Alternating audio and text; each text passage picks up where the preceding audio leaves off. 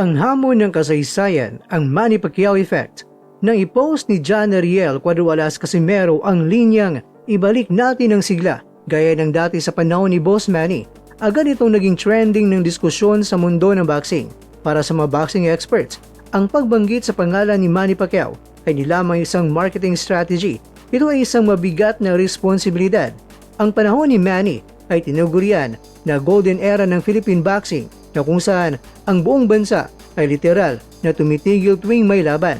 At ayon sa ilang analyst, ang pahayag ni Casimero ay isang pang-amin sa kasalukuyang estado ng bansa sa boxing, isang pag-auhaw sa isang superstar na kayang pag-isahin ng mga Pilipino.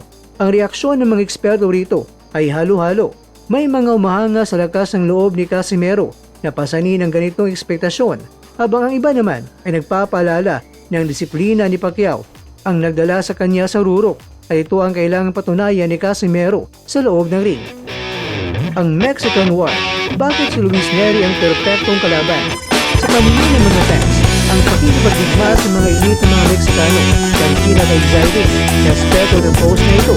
Panitwa ang Pilipinas kontra Mexico ay ang pinakamakulay na karibalismo sa kasaysayan ng boxing. Ang pangalang Luis Nery ay hindi bago sa pandinig ng mga Pinoy. Siya ang itinuturing na kontrabida